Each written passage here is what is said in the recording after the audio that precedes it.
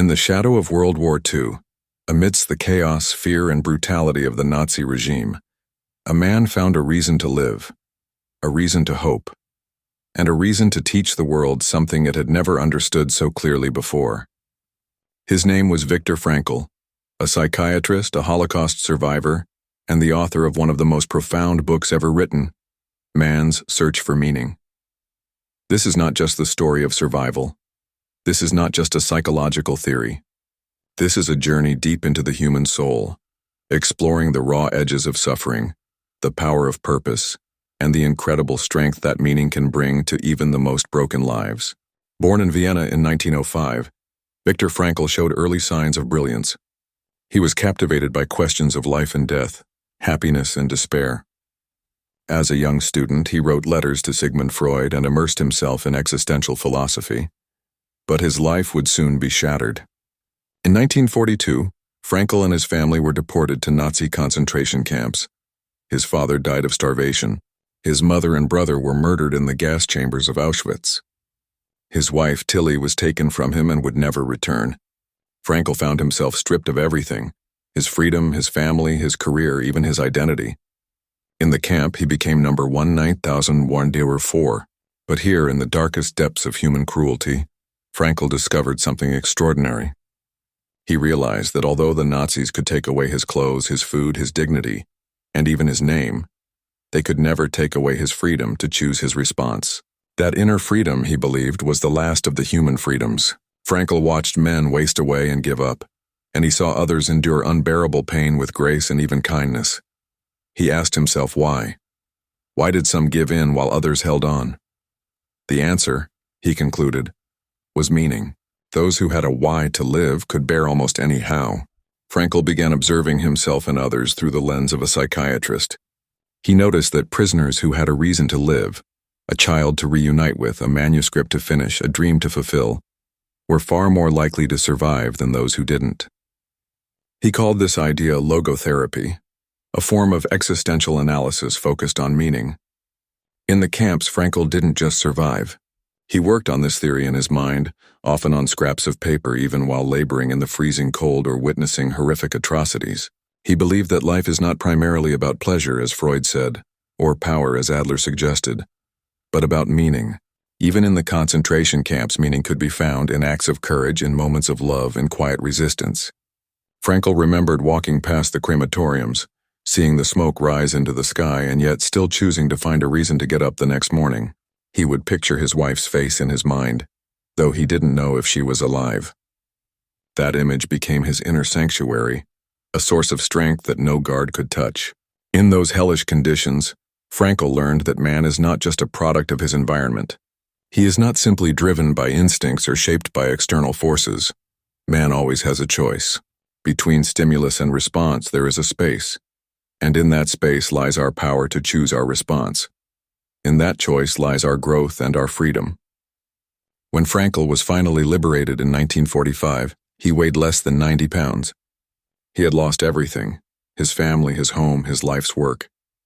But he had gained something unshakable: a mission. He would spend the rest of his life teaching the world that meaning is not something we invent, it's something we discover. Life asks us questions, not the other way around. And our task is to answer those questions through how we live, even how we suffer. Frankl returned to Vienna and wrote Man's Search for Meaning in just 9 days. The book went on to sell over 12 million copies and was translated into more than 24 languages. It has been called one of the 10 most influential books in America. But more than statistics, the book has saved lives.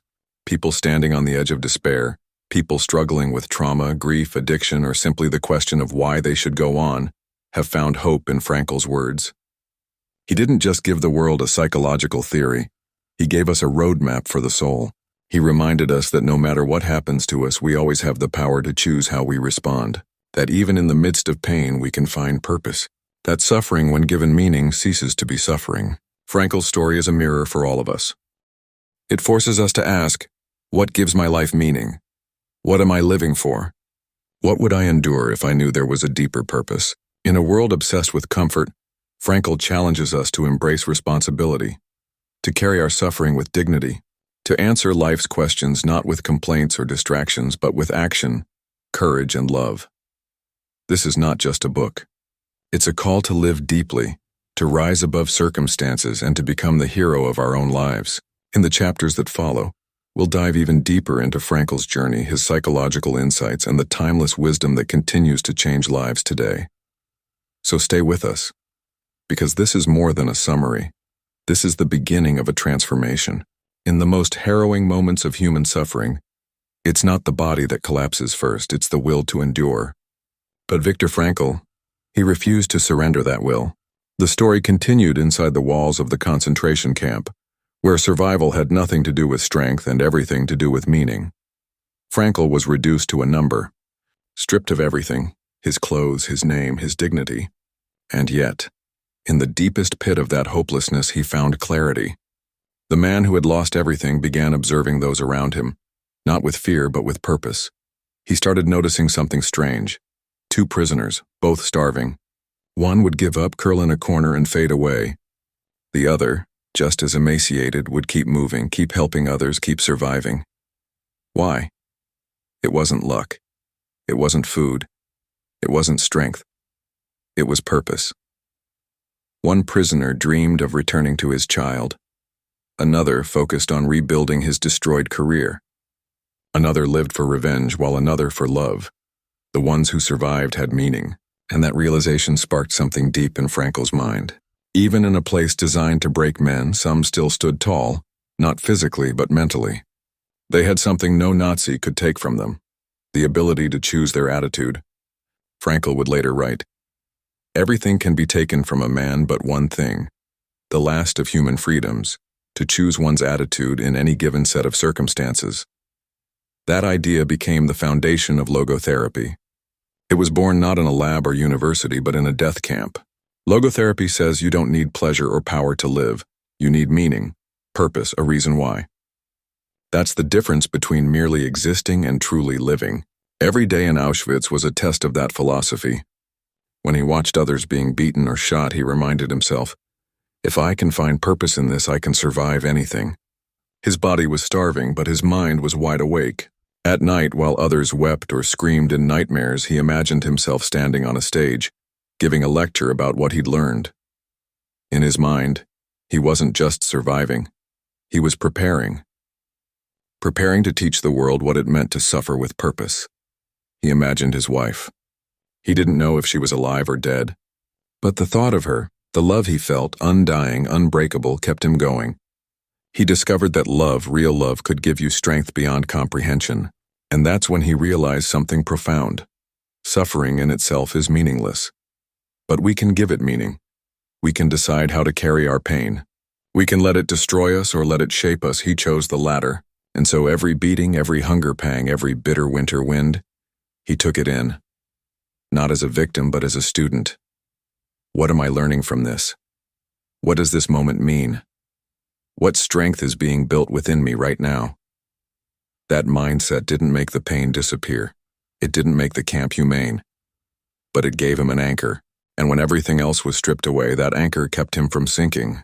Frankl noticed that the more someone focused only on themselves, their hunger, their misery, their fear, the quicker they deteriorated. But those who turned outward, helped others, lifted spirits, held on to a mission, they lasted longer. There was one prisoner who sang every morning. His voice was weak, but his spirit was strong. Another who told jokes in the darkness. Another who gave away his last piece of bread. These small acts were acts of rebellion, not against the guards, but against despair. Frankl called these moments tragic optimism, the ability to say yes to life even in its darkest hours. He believed that man is not destroyed by suffering. He is destroyed by suffering without meaning. When the war finally ended and the camps were liberated, Frankl walked out into a broken world. But he wasn't broken. He had witnessed humanity at its worst and had survived with his soul intact. His wife had died, his family gone. But he carried with him a manuscript, not a physical one, but the one written in his memory, in his heart. And that manuscript would become Man's Search for Meaning. In it, he poured everything he learned, not just as a psychiatrist, but as a human being. He taught that meaning can be found in 3 ways: through work, through love, and through suffering. Work, not just a job, but a calling. something that lights you up from within. Love, the only thing that death cannot touch. It outlives the body, the camp, the pain, and suffering. Life's greatest teacher, if you let it be. His book didn't sell millions overnight, but it grew. Quietly, steadily, like the human spirit itself. People from all walks of life, CEOs, soldiers, students, addicts, survivors, found something in his words. A mirror, a guide, a reason. And that's why it still resonates today, because pain hasn't disappeared. Loss is still real, but so is the power to rise, to transform, to choose meaning over misery, to say, this is hard, but I'm harder. Frankl never promised that life would be easy. He never claimed to remove the pain. What he gave us was a compass, a way to navigate the storm, a reminder that no matter what we lose, freedom, family, comfort, we always have one freedom left, to choose our response. That is the ultimate power. That is what makes us human. Not what we endure, but what we decide it means. That's why Frankl didn't just survive Auschwitz, he transcended it. And that's the lesson for all of us. We don't need a perfect life. We need a powerful why. Something to wake up for, something to fight for, something to become. And when we find that, even our worst days can have purpose, even our deepest wounds can become our greatest wisdom. Because in the search for meaning, we don't escape suffering, we transform it. And in that transformation, we find ourselves. In the harsh setting of Auschwitz, Viktor Frankl made an observation that would serve as the cornerstone of his psychological theory. Even in the most inhumane and degrading circumstances, human beings retain the ability to choose their attitude. Between what happens to us and how we respond, there is a space. And in that space lies our freedom. Frankl saw that those who survived weren't necessarily the physically strongest, but often the ones who had a purpose, a reason to keep going. It might be the hope of seeing a loved one again, the unfinished work they wanted to complete, or simply the belief that their suffering could be turned into something meaningful. This sense of purpose wasn't just a mental comfort, it was a lifeline. Frankl recounted a moment when he imagined himself speaking to a group of students in a warm lecture hall, far from the freezing barracks.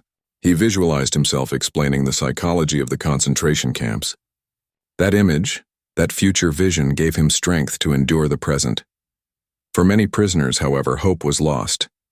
They felt that nothing remained worth living for.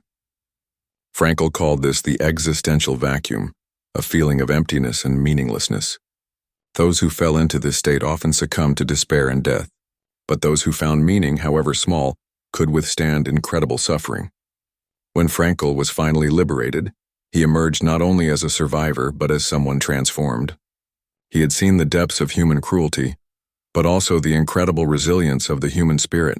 He knew now that life was not about seeking pleasure or avoiding pain, but about finding meaning. This belief became the foundation of logotherapy, the form of psychotherapy Frankl would later develop. Unlike Freud, who believed human behavior was driven primarily by the pursuit of pleasure, or Adler, who emphasized power, Frankl proposed that the primary human drive is the search for meaning. Frankl identified 3 ways people find meaning: through work, doing something significant; through love, caring for someone; and through suffering, turning personal tragedy into triumph. He taught that even in suffering we can find purpose. In fact, suffering becomes unbearable only when it seems meaningless. Logotherapy asks not, "What do I want from life?" but "What does life demand of me?" It shifts the focus from self-centered desires to responsibility. It urges us to respond to life's questions by taking responsibility for our own existence. Frankl believed that each moment is an opportunity to act with courage, dignity, and integrity. Life's meaning isn't something we invent, it's something we discover. Sometimes life asks us to endure hardships, other times it invites us to experience joy, but always it asks us to respond. Frankl's approach was more than just theory. It was deeply personal. He returned to Vienna and resumed his psychiatric practice. He wrote Man's Search for Meaning in just 9 days. The book would go on to impact millions across the world, inspiring people in prisons, hospitals, war zones, and in their daily lives. His message was universal. Even when we cannot change our circumstances, we can always change ourselves. We can choose to be kind in a cruel world, hopeful in the face of despair, and purposeful in the midst of confusion. Frankl's ideas resonate deeply because they speak to a fundamental human truth. Life has meaning, and it is our job to find it. Whether we are thriving or suffering, there is always a reason to move forward. Even when all is taken from us, our freedom, our possessions, our loved ones, we still possess the freedom to choose our attitude. This, according to Frankl, is the last of the human freedoms. He taught that meaning can be found not in avoiding suffering, but in transforming it. Pain becomes bearable when it has a purpose. Love becomes a powerful motivator even in absence. Work becomes fulfilling when it serves something greater than ourselves. Through logotherapy, Frankl helped countless individuals navigate existential crises. People who felt empty, depressed, or lost found a sense of direction through his teachings. He didn't give them answers, he gave them questions. What is life asking of you? What meaning can you create from your circumstances? In this way, Frankl empowered people to become authors of their own lives.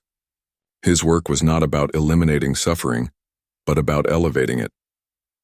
He believed that we all have a task in life, a mission that is unique to us. No one else can live our life or fulfill our responsibilities.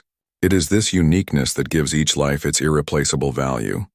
Frankl's message continues to echo today, perhaps even more strongly in a world filled with distractions, anxieties, and crises of purpose. In an age where pleasure is often mistaken for happiness, Frankl reminds us that what truly sustains us is not comfort, but meaning. And meaning, unlike pleasure, does not fade or fail. It strengthens us, it endures. Frankl himself lived to be 92, publishing more than 30 books, receiving over 29 honorary doctorates, and touching lives all over the world. But perhaps his greatest legacy is not in his accolades, but in the countless individuals who found hope, strength, and purpose through his words. Man's search for meaning is more than a book, it's a guide for life. A call to live deeply, to love fiercely, and to find purpose even in pain. As Frankl so powerfully wrote, "He who has a why to live can bear almost anyhow." And perhaps in discovering that why, we unlock not just survival, but true freedom. Frankl continues exploring the depth of human suffering and how meaning can be extracted even from the most tragic circumstances. He introduces a concept that shifts the traditional question from, "What do I expect from life?" to, "What does life expect from me?" It's a profound reorientation. Rather than seeking pleasure or success as ends in themselves, he encourages the individual to see themselves as someone being questioned by life. And the answer must come not in words, but in how one lives. Life, then, is not a passive experience, it is an active engagement. Each person, no matter how miserable or limited their circumstances may be, holds the possibility to rise above those limitations through their choices. Even in Auschwitz, Frankl found that the people who survived longest were not the physically strongest, but those who had something to live for. This could be a loved one, a creative work, or even a sense of moral duty. These people endured suffering because they could attach meaning to it. He elaborates on 3 core sources of meaning in life: work, doing something significant; love, caring for another person; and courage during difficult times. Each of these becomes a doorway into purpose. Work can be meaningful when it aligns with one's values. Love allows us to transcend ourselves and become fully human in connection with others. And even when stripped of everything, we can still show courage in how we suffer. Frankl speaks with reverence about the freedom of the inner life, the inviolable sanctuary that exists within each individual. The Nazis could beat them, starve them, strip them naked, but they could not touch this inner space unless the person let them. In this inner space, a person chooses their attitude toward life. This inner choice becomes the last of human freedoms, the power to choose one's attitude in any given set of circumstances. No one can take that away. In the camps, Frankl began to see a pattern. Those who were mentally focused on a goal or purpose survived longer. He talks about imagining his wife while he trudged through the snow, feeling warmth flood his heart at the mere memory of her. This gave him strength. He recalls a moment when he was weak, close to collapse, but thinking of his lectures he would someday give about the psychology of the concentration camps, he felt reinvigorated. He was living for a future, and that future gave him power. One of the most touching parts of the book is Frankl's emphasis on love as the ultimate and highest goal to which man can aspire. He writes that through love one sees the essential traits and potential in another person. He writes, "The salvation of man is through love and in love." Even in a concentration camp, love did not die. It became perhaps the only light in the darkness. Frankl tells the story of how, during one march, he realized with a profound clarity that love transcends even death. His wife, though absent, lived vividly in his mind and heart. And in this moment of connection, he discovered that love endures. And in love, one finds ultimate meaning. Frankl also speaks about the tragic triad: pain, guilt, and death, three unavoidable elements of life that seem to challenge meaning. But he argues that even these can be turned into opportunities for finding purpose. Pain can be transformed into achievement by the way we endure it. Guilt can lead to growth by prompting change.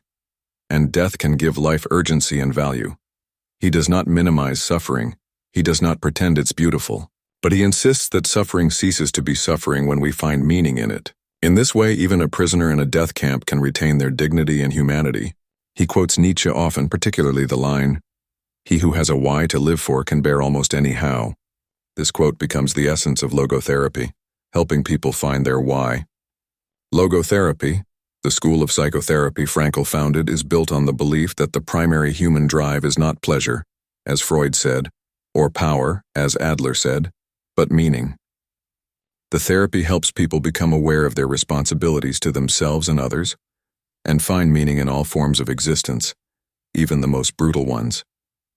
Unlike Freudian psychoanalysis, which dives deep into one's past, logotherapy is future-oriented. It asks, "What can I do now?" rather than, "What happened to me then?" Frankl helps his patients see that even the most miserable life can be given meaning by how one approaches it. He does not promise happiness. Instead, he offers a pathway to fulfillment. One of the striking elements of Frankl's writing is his belief in the uniqueness of every individual and every moment. No one else can live your life. No one else can fulfill your duties. No one else can suffer your pain. That uniqueness is not just a burden. It's a sacred responsibility. It means that no matter how small or forgotten we may feel, we are irreplaceable. And with that realization comes the urgency to act with purpose. He talks about the existential vacuum, the feeling of emptiness that many people experience when they lack meaning. This vacuum leads to boredom, depression, aggression, and addiction. Many people seek to fill this emptiness with distractions, entertainment, drugs, power. But what they need is direction. They need a reason to wake up in the morning. Frankl insists that meaning is not something invented, it is discovered. It exists outside of us in the world, in other people, in tasks we're called to do. Our job is to recognize it and align ourselves with it. In his therapy, Frankl often used a technique called paradoxical intention, where a patient is encouraged to do, or even exaggerate, the thing they fear. For example, someone with insomnia might try to stay awake as long as possible. This breaks the cycle of fear and gives the person a sense of control. It's a counterintuitive but powerful tool. Another technique is de-reflection, shifting the patient's attention away from themselves and towards something else, another person, a task, or a higher purpose. This helps reduce anxiety and self-absorption. Frankl believed that people who aim directly at success or happiness often miss it. Instead, success and happiness come as byproducts of one's dedication to a cause greater than oneself. If you forget yourself and focus on what life demands of you, fulfillment will follow. He often reminds us that meaning differs from person to person and from moment to moment. There is no universal formula. One person may find meaning in caring for their child, another in building a company, another in forgiving someone who wronged them. The important thing is that each person finds their unique path. At the core of it all is responsibility. Frankl believed that freedom without responsibility is dangerous. We must answer to life, to others, to our own values. This is why he proposed that the Statue of Liberty on the East Coast of America should be complemented by a Statue of Responsibility on the West Coast. He wanted the world to see that liberty alone is not enough. We must also be responsible for how we use it. Frankl's experiences in the concentration camps taught him that the human spirit can rise even above the most unspeakable cruelty. His words remind us that while suffering is inevitable, despair is optional, and in every moment we are offered a choice: Do we give in to darkness or do we light a candle? He does not pretend that this choice is easy, but he insists that it is always ours to make. In the end, he tells us, life means taking the responsibility to find the right answer to its problems and to fulfill the tasks which it constantly sets for each individual. This is what gives life its meaning, not comfort or convenience, but the courage to respond to its call. Frankl survived the camps. He went on to write more than 30 books, help countless patients, and become a symbol of hope and dignity in the face of unimaginable horror. His legacy is not just in what he endured, but in how he chose to respond to it. And through his words, he invites each of us to do the same. Frankl's experience in the concentration camps fundamentally shaped his psychological philosophy, known as logotherapy. Unlike Freud's pleasure principle or Adler's will to power, Frankl's theory was built on the will to meaning, the deep inner drive that compels humans to find purpose in their lives, no matter the circumstances. After surviving the unimaginable horrors of Auschwitz and other Nazi death camps, Frankl didn't focus on bitterness or hatred. Instead, he turned inward and asked, why did some people survive while others gave up hope and perished? His answer was profound. It wasn't physical strength or intelligence, but the ability to find meaning, even in the worst suffering, that made the difference. Frankl observed that those who had something to live for, whether it was a loved one, a future goal, or even unfinished work, were more likely to survive. He wrote about a man who clung to life because he believed he would be reunited with his daughter, or another who held on because he needed to complete a scientific manuscript. These examples weren't just anecdotes. They were proof that purpose was not just motivational, it was vital. Life in the camp stripped humans of everything: identity, dignity, freedom, and comfort. But there was one freedom that couldn't be taken: the freedom to choose one's attitude. Frankl emphasized that even in the most inhumane conditions, a person could choose how to respond. This freedom to choose our inner stance, no matter how grim the external situation, was at the heart of his philosophy. The power of this idea cannot be overstated. Imagine a world where you are starved, tortured, separated from your family, and have lost everything that once defined you: your job, your name, even your hair. And yet, within that darkness, there is still a tiny light of freedom, the freedom to say, they may control my body, but they do not own my soul. Frankl believed that when we can't change our circumstances, we are challenged to change ourselves. That shift, from resistance to transformation, is where growth happens. One of the most emotionally intense parts of the book is when Frankl recounts how the prisoners would march through the freezing snow, half naked and barely alive. And yet, even then, some would share a piece of bread, a kind word, or a moment of humanity. These small acts, seemingly insignificant, were the last strongholds of meaning and dignity. Frankl wrote, everything can be taken from a man but one thing, the last of the human freedoms, to choose one's attitude in any given set of circumstances. This is the core of logotherapy. Humans are not just products of their environment, genetics, or past traumas. They are creators of meaning. The present moment always offers the opportunity to assign value, purpose, and worth to our lives. Once liberated, Frankl returned to Vienna and resumed his career. Instead of drowning in survivor's guilt, he poured his energy into helping others find meaning. His therapy sessions often began with a question: why do you not commit suicide? While jarring, it was designed to uncover the spark, however small, that kept a person connected to life. That spark was where healing began. Frankl believed that suffering in itself was not meaningful, but how we respond to suffering could be. If we could turn suffering into achievement, or guilt into an opportunity to change ourselves for the better, then even the darkest moments could serve a purpose. He called this tragic optimism, the ability to remain hopeful despite life's inevitable pain, loss, and suffering. Through this lens, suffering becomes a challenge, a test of inner strength. We no longer ask, what do I want from life, but what does life want from me? It's a reversal that gives us a sense of agency, even in chaos. One of Frankl's patients was a grieving man whose wife had died.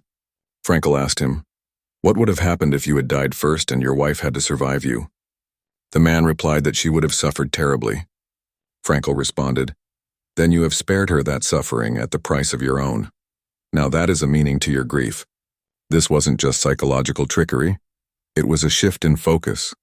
a way to reframe tragedy into service and loss into love. Frankl believed that the search for meaning is the primary motivation in a person's life. Meaning can be found in three ways: by creating a work or doing a deed, by experiencing something or encountering someone, and by the attitude we take toward unavoidable suffering. Creating a work or accomplishing a task gives a sense of contribution and purpose. Experiencing beauty, art, nature, or love offers connection and fulfillment. And facing suffering with courage offers transcendence. These three pillars form the foundation of a meaningful life. It's not that life owes us happiness or comfort. It's that we owe life a response. We must listen to what life asks of us, not demand what we think we deserve. This radical responsibility shifts the burden away from external circumstances and into our own hearts. The meaning of life, according to Frankl, is not universal. It is unique to each individual, and it can change from moment to moment. Just like a chess player makes different moves in different situations, our life's meaning evolves based on the challenges we face. We are not passive recipients of fate. We are active participants in the creation of our own meaning.